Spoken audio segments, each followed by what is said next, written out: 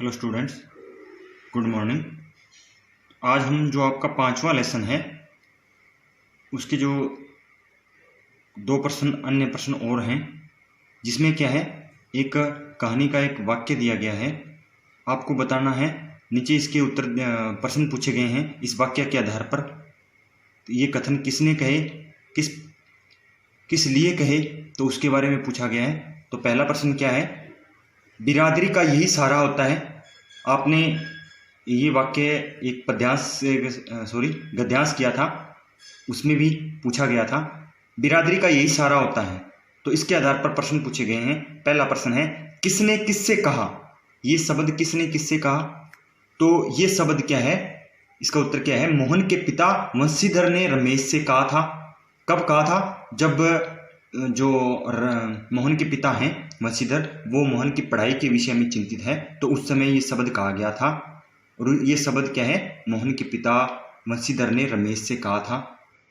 आगे है, किस प्रसंग में कहा गया, किस लिए कहा गया, किस विषय में कहा गया, तो इसका उत्तर क्या है, मोहन की पढ़ाई के प्रसंग में कहा गया, मोहन की पढ़ाई के विषय में कहा गया। मोहन के जो पिता हैं वंशीधर, उन्होंने क्या है, रमेश से मोहन की आगे की पढ़ाई को लेकर चिंता व्यक्त की थी। यानी जो मोहन के पिता हैं वो क्या है, मोहन को आगे पढ़ाना चाहते हैं, लेकिन जो गांव में क्या है, भी शिक्षा का आगे प्रबंध नहीं है, इसलिए वो अपनी चिंता व्यक्त करते हैं। वो अपने बेटे को पढ़ा लिखा कर एक बड़ा आदमी बनाना चाहते हैं। फिर क्या है, रमेश द्वारा तसल्ली दिए जाने के बाद वे ये कथन कहते हैं। जब रमेश द्वारा ये तसल्ली दे दी गई कि मैं आपके बेटे को पढ़ाऊंगा, तब उसके बाद ये वाक्य वो कहते हैं। आगे हैं, किस आशय से कहा गया, किस लिए कहा गया ये वाक्य, तो क्या है, इसका उत्तर, मोहन के पिता द्वारा इस कथन को कहे जाने का आशय या अर्थ यह था कि अपनी ही बिरादरी के जो लोग हैं वो आपस में एक दूसरे की सहायता करते हैं। रमेश द्वारा पढ़ाई से संबंधित जब उन्हें आश्वासन दिया गया, तब क्या है, आश्वासन दिए जाने के बाद कहे गए इस कथन में मोहन के पिता की जो भावनाएं हैं वो व्यक्त हुई हैं। यानी वो जब रमेश ने कहा भी मैं इसे लखनऊ लेकर जाऊंगा और वहां इसे पढ़ाऊंगा, तब पढ़ाई से संबंधित आश्वासन दिए जाने के बाद इस कथन में जो मोहन की भावनाएं हैं वो व्यक्त हुई। अंतिम प्रश्न इस वाक्य के आधार पर क्या पूछा गया है, क्या कहानी में यह आशय स्पष्ट हुआ। यानी ये जो बात कही गई थी कि बिरादरी का सहारा उन्हें प्राप्त हुआ क्या, तो क्या है, नहीं। इस कहानी में वंशीधर का जो यह आशय है वो सिद्ध नहीं हो सका। क्यों, क्योंकि मोहन को रमेश के पास पढ़ने लिखने के लिए भेजा गया था, किंतु रमेश ने उसे क्या है, पढ़ाने की अपेक्षा घर के काम में नौकर की तरह व्यवहार किया। किंतु रमेश ने उसे पढ़ाने की अपेक्षा घर के कामकाज में लगा दिया था, इसलिए रमेश का यह व्यवहार क्या है, जो बिरादरी के नाम पर कलंक है। आगे है प्रश्न नंबर 6 का दूसरा भाग है, ये भी एक वाक्य है, इसके आधार पर प्रश्न पूछे गए हैं। उसकी आंखों में एक सर्जक की चमक थी। कहानी का यह वाक्य, इस वाक्य के आधार पर 3 प्रश्न पूछे गए हैं। यानी उसकी आंखों में, किसकी आंखों में, एक सर्जक यानी निर्माणकर्ता की चमक थी। ये कथन उस समय कहे गए हैं जब क्या है, जो मोहन है वो धनराम की दुकान पर जाता है। तो इसके आधार पर 3 प्रश्न पूछे गए हैं। किसके लिए कहा गया है, यह वाक्य किसके लिए कहा गया है, तो क्या उत्तर है इसका, यह वाक्य मोहन के लिए कहा गया है। लेखक ने यह वाक्य क्या है, मोहन के लिए कहा है।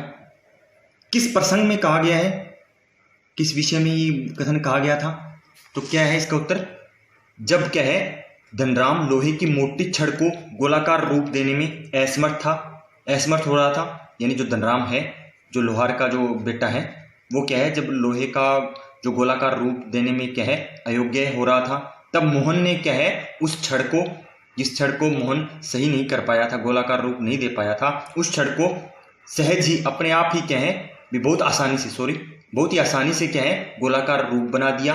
और उसमें किसी प्रकार की कोई त्रुटि भी नहीं रही थी। इस सफलता के कारण क्या है, मोहन की आंखों में एक सर्जक यानी एक निर्माणकर्ता की चमक आ गई थी अपने काम के प्रति।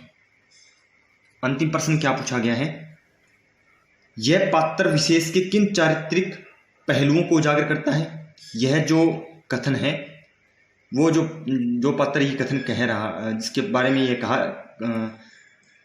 कहा जा रहा है, ये कथन उसके चारित्रिक पहलुओं को उजागर करना है, बताना है उसकी चारित्रिक विशेषताओं के बारे में, यानी मोहन के बारे में वर्णन करना है। तो क्या चारित्रिक विशेषताएं हैं मोहन की, तो एक तो क्या है भी, वह जातिगत भेदभाव में विश्वास नहीं करता था, यानी जाति पाति ऊंच नीच के भेदभाव में जो मोहन है वो विश्वास नहीं करता था। वह परिश्रमी, वह मेहनती और साहसी था, साहसी है। प्रश्न तीसरा क्या चारित्रिक विशेषता है, उसमें काम करने की लगन एवं निपुणता है, इसलिए वो क्या है, उसने जो लोहे का गोलाकार रूप उसे प्रदान कर दिया था, लोहे का जो छड़ है उसको, और क्या है अपनी सफलता पर भी संतुष्ट है, यानी जब उसे अंत में सफलता प्राप्त हुई तो उस सफलता पर वो क्या है, संतुष्ट होता है। आगे हैं प्रश्न नंबर 7, गलता लोहा शीर्षक कहानी का उद्देश्य स्पष्ट कीजिए, यानी इस कहानी के माध्यम से क्या उद्देश्य देने का प्रयास किया गया है। तो क्या है इसका उत्तर, शेखर जोशी ने गलता लोहा शीर्षक कहानी में देहात यानी ग्रामीण जीवन में व्याप्त उस समय के जो जातिगत भेदभाव है, यानी उस समय का जो ग्रामीण जीवन था उसमें जातिगत भेदभाव व्याप्त था, ऊंच नीच का भेदभाव व्याप्त था, उसी भेदभाव को क्या है उन्होंने यथार्थ यानी वास्तविक उसी समय का जो यथार्थ चित्रण है, यानी जिस समय उन्होंने ये कविता रचित ये कहानी रचित की थी उस समय की व्यवस्था का उन्होंने चित्रण किया है। लेखक का इस कहानी में यह दिखाना लक्ष्य रहा है भी आज क्या है, जो पढ़ा लिखा युवा वर्ग है वो जाति पाति के भेदभाव को अधिक महत्व नहीं देता, और वो किस के माध्यम से बताया गया है, ये बात मोहन के माध्यम से बताई गई है, और न ही लोहार जैसे काम को छोटा समझता है, यानी उस समय में जो लोहार के काम को क्या है निमन समझा जाता था, यानी जो ब्राह्मण जो व्यक्ति थे वो क्या है जो शिल्पकारों के पास दुकान पे पास या उनके पास ही नहीं बैठते थे, और वह अपने सहपाठी कहानी में मोहन ब्राह्मण जाति से संबंधित है, और वह अपने सहपाठी धनराम लोहार की दुकान पर जाकर लोहार का काम करता है, तो यह उसकी जातिगत भेदभाव का क्या है खंडन करता है। वह जातिगत भेदभाव से कोसों दूर था, यानी उसके मन में जातिगत भेदभाव बिल्कुल भी नहीं था। अतः कहानी का प्रमुख उद्देश्य क्या है भी, जातिगत भेदभाव की जो दीवार है उसकी प्रेरणा देना है।